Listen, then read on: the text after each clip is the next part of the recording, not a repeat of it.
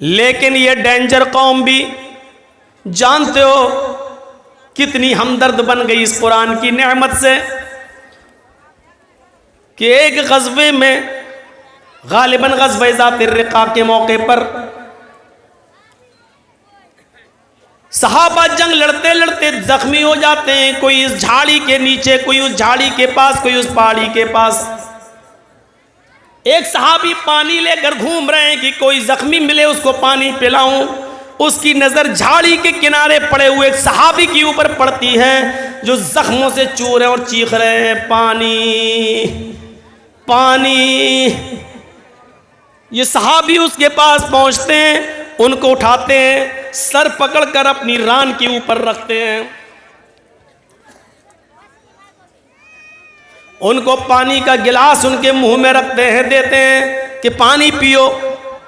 जैसी पानी का गिलास उनके होठों तक जाता है, अभी वो पीते नहीं कि दूसरी झाड़ी से आवाज आती है, पानी, काश मुझे भी पानी मिल जाए, या थोड़ा सा पानी तुम मेरे लिए भी छोड़ देना।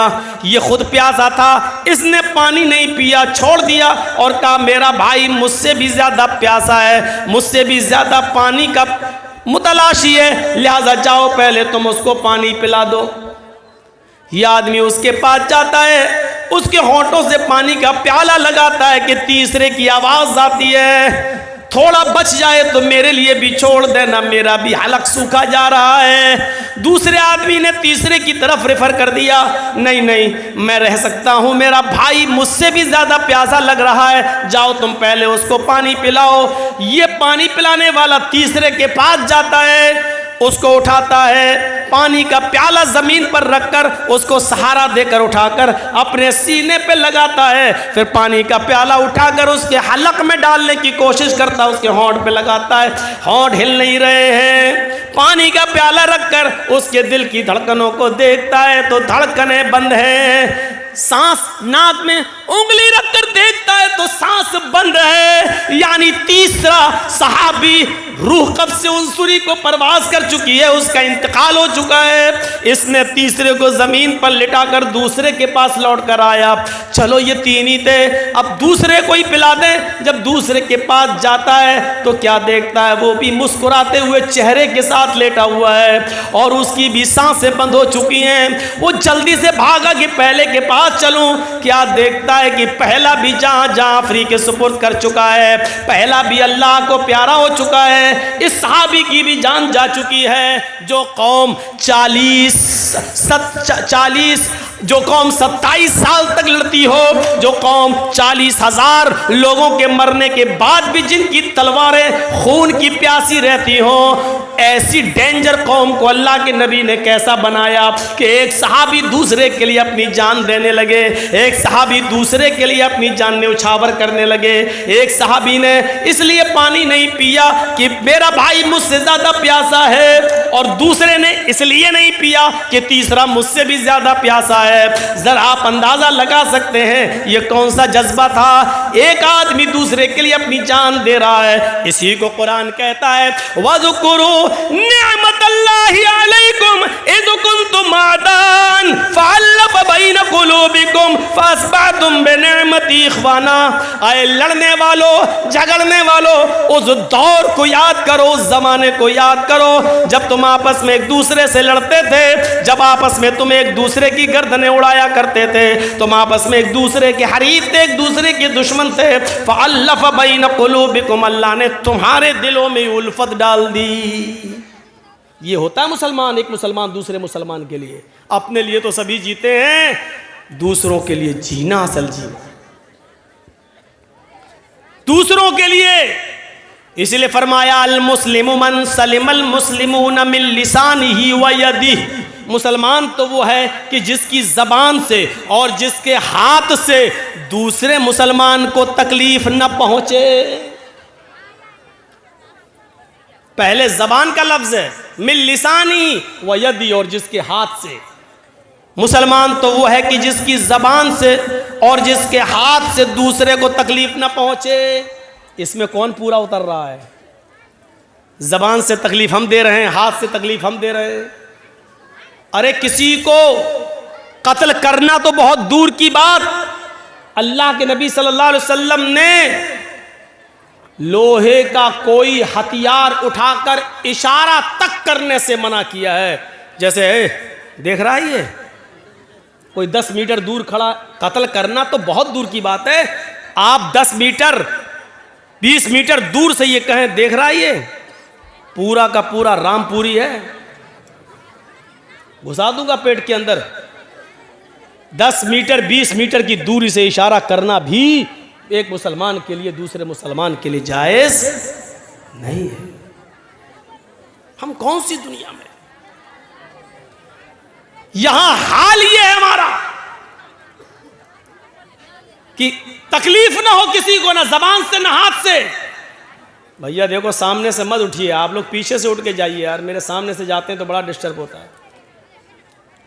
कहां जा रहे हो चाचा? अब ये इस उम्र में घर जाके क्या करेंगे पूछो जरा, सोचो। वो देखिए बेचारे बूढ़ों मियां शुगर के मरीज हैं लग रहा है। अच्छा, जिन लोगों को पेशाब ज़्यादा आता है तो उनको बीच में बैठने की ज़रूरत क्या है? उनको आगे पीछे दाएं बाएं बैठना चाहिए पहले ही से। ये सिस्टम होना चाहिए, ये सब उसके ख़िलाफ़ है अदब के। सामने से उठना, एक बार हैदराबाद में तकरीर कर रहा था, सामने से कोई आदमी आया तो मैं समझा गया जा रहा होगा पेशाब करने, सीधे मेरा माइक पकड़ के कहता है कैसे बोला। और उसके बाद जो लाठी डंडे टमाटर अंडे चले वो दौर हमें आज तक याद है। तो डर लगता है, सामने से कोई आदमी जब उठता तो मुझे डर लगता है, वो हैदराबाद हमें याद आ जाता है।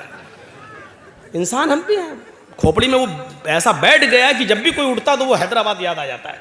तो सामने से मत उठा करिए, जबान से और हाथ से तकलीफ नहीं होनी चाहिए किसी को, किसी मुसलमान को किसी मुसलमान से। लेकिन यहां तो हाल ये है कि हम अपनी परेशानियों से इतना परेशान नहीं हैं जितना आपके आराम से हमें परेशानी हो रही है। हमें अपनी दाल से इतनी परेशानी नहीं हो रही है जितना आपके गोश्त से हमें परेशानी हो रही है। हमारे घर में क्या पका है उससे परेशानी नहीं हो रही है, आपके घर में कुकर की सीटी से आने वाली बिरयानी की खुशबू हमें और परेशान कर देती है कि ये आदमी हमसे ज्यादा अच्छा कैसे खा रहा है। ये सूरत हाल हो चुकी है आज की। हम दूसरे को बर्बाद करने के चक्कर में लगे हुए, मिटाने के चक्कर में लगे हुए हैं। और आदमी ये नहीं सोचता कि आप दूसरे के लिए जो कुआं खोद रहे हैं उसमें आप भी गिर रहे हैं।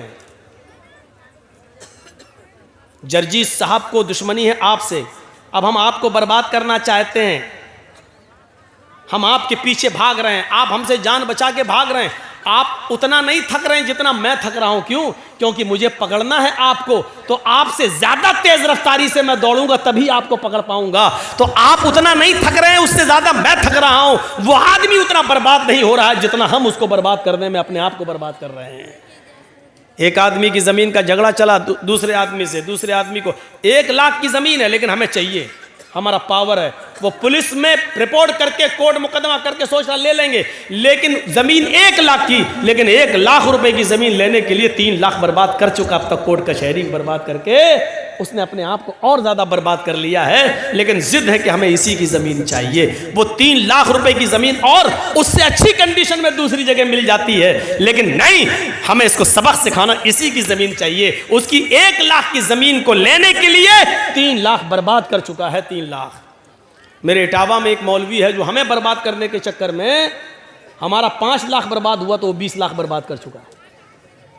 कितने ये जो टीवी पे जो खबरें आती है ना, ममता का मौलाना और जो जहरीला मौलाना, मैं भी सोचता हूं ये टीवी वालों को देता कौन है। बाद में पता चला कि वो इटावे का मौलाना ही यूट्यूब से कटिंग कर कर के निकाल के योगी मोदी के खिलाफ जो हम बोले उसको कटिंग कर कर के पैसा दे दे के चलवाता है कि ताकि ये मौलाना के ऊपर FIR हो जाए। अगर हमें बचने के लिए मेरा 2, 4, 5 लाख खर्च हुआ तो वो बेचारा अब तक 20 लाख खर्च करके अपने आप को बर्बाद कर चुका है। और इसके बाद भी हालत ये है कि पूरे हिंदुस्तान में एक भी जगह अब उसको बुलाया नहीं जा रहा है, उसको निमंत्रण नहीं दिया जा रहा है, उसको कहीं दावत तक नहीं दी जा रही है, क्योंकि वो आदमी जाति दुश्मनी तो एक दूसरे की माफ़ की जा सकती है, लेकिन जमाती दुश्मनी बहुत बुरी होती है। उसने पूरे जमात के साथ जो धोखाधड़ी की है, इसी वजह से कोई उसको दावत नहीं दे रहा है। और हम उसके खिलाफ कोई एक्शन इसलिए नहीं लेते हैं कि मरे हुए को मारना मेरी आदत नहीं है। मुझे महात्मा गांधी का वो कौल याद आता है कि किसी को मारना हो तो उसका नाम लेना छोड़ दो, उसको नाम मत लो, अपने आप मर जाता है। अब देख लीजिए कि उत्तर प्रदेश के चुनाव में एक साहब हैं, वो मुसलमान मुसलमान मुसलमान बहुत करते रहते हैं। आजकल वो बहुत चिल्ला रहे हैं, सपा ने क्या किया, समाजवादी पार्टी के दल्लो, ऐसी तमाम भाषाएं इस्तेमाल की जा रही हैं सिर्फ मुसलमानों में प्रचार करने के लिए। लेकिन उसके जवाब में अखिलेश ने एक बात भी नहीं कही है, ना उसका जवाब दिया जा रहा, ना उसका नाम लिया जा रहा है। इसका नतीजा ये निकला कि पूर्वांचल में चले जाओ या पश्चिम में चले जाओ, जो पहले कुछ वोट मिलने वाले भी थे, बंटने वाले थे, चुनाव से 2 दिन पहले सब ऐसे एक हुए, ऐसे इकट्ठे हुए कि उन्होंने सोचा कि नहीं, पहले अपने आप को बचाओ, इसी में भलाई है, इसी में भलाई है, पहले अपने आप को बचाओ। और ये अक्लमंदी का तकाजा है मेरे भाइयों, ये अक्लमंदी है कि हर आदमी को, हम तो बार बार कहे हैं, मेरे मोबाइल में आज तक मेरे घर यही रखा हुआ है, अभी 4-5 दिन पहले चलाया है, अभी जी हिंदुस्तान ने मेरे खिलाफ, और अभी चिल्लाया, देखिए ये लखनऊ में जो ममता बनर्जी आई हैं, ये मौलाना जर्जीस की प्लानिंग का एक हिस्सा है।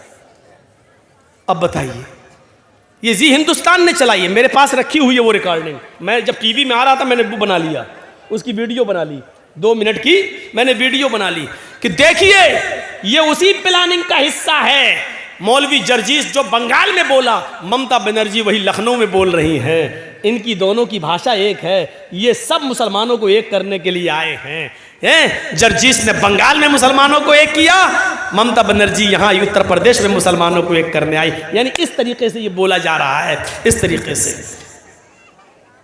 लेकिन अक्लमंदी का तकाजा है। मैंने शायद कहीं मिसाल दी थी मेरे भाइयों की, जंगल में शेर और भेड़िया और लोमड़ी, इन तीनों ने शिकार के लिए तीनों निकले। जंगल में शेर, भेड़िया और लोमड़ी, जानते होंगे लोमड़ी, फॉक्स, ये तीनों जानवर शिकार के लिए निकले। शेर ने हिरन मारा, भेड़िए ने बकरी का शिकार किया और लोमड़ी ने खरगोश मारा। अब शेर ने कहा भेड़िए से, चलो 3 जानवर मरे पड़े हैं, ये हिरन, ये बकरी, ये खरगोश, चलो बताओ किसको कौन सा जानवर खाना है, तुम फैसला करो, मैंने तुम्हें जज बना दिया है। भेड़िया कहता बहुत आसान। का क्या है? का हिरन बड़ा है, आप खा लो। बकरी को मैंने मारा, मैं खा लेता हूं। लोमड़ी ने खरगोश मारा है, लोमड़ी को खरगोश दे देते हैं। अब शेर तो जालिम था। जो लोग मेरी तकरीर में समझ जाएं कि जालिम शेर कौन है, समझ लो पूरी तकरीर समझ गए। शेर तो जालिम था, हालांकि भेड़िए का फैसला बिल्कुल सही था। भाई भेड़िए ने फैसला सही किया कि नहीं किया? भाई हिरन आपने मारी, हिरन आप खा लो, बकरी मैंने मारी, मैं बकरी खा लेता हूं। लोमड़ी ने खरगोश मारा, लोमड़ी खरगोश खा लेती है। भेड़िए ने फैसला बिल्कुल सही किया, लेकिन जालिम था शेर। उसने कहा क्या इतना बुरा फैसला? अरे कमीने कहां से पढ़ के आया तू, इतना गंदा फैसला? उठा और इसने एक पंजा मारा भेड़िए के, उसकी गर्दन अलग अलग। कमीना इतना बुरा फैसला, फैसला करना भी नहीं जानता, मेरे सामने उसकी जुर्रत देखो, इतना घटिया फैसला। लोमड़ी से कहा ए तू फैसला कर। लोमड़ी मुस्कुराने लगी, बिल्कुल साहब जंगल के राजा, ये भेड़िए को अकल ही नहीं थी, पागल था, बिल्कुल गलत फैसला किया इसने। कहा अच्छा तुम फैसला करो। लोमड़ी ने कहा बहुत आसान है साहब, ये तीनों जानवर आपके हैं और अब तो भेड़िया भी आपका है। क्या मतलब? कहा हिरन आप सुबह खा लीजिए,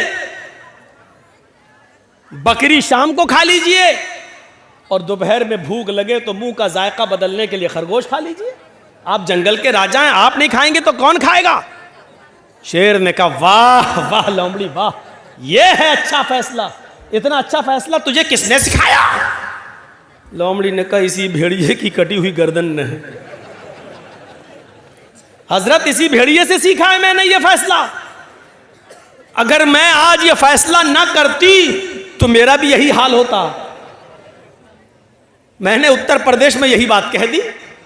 मैंने कहा जालिम बादशाह से बचने के लिए भेड़िया मत बनो, सही फैसला करने की कोशिश मत करो, वरना हक बात कहने पर भी मारे जाओगे।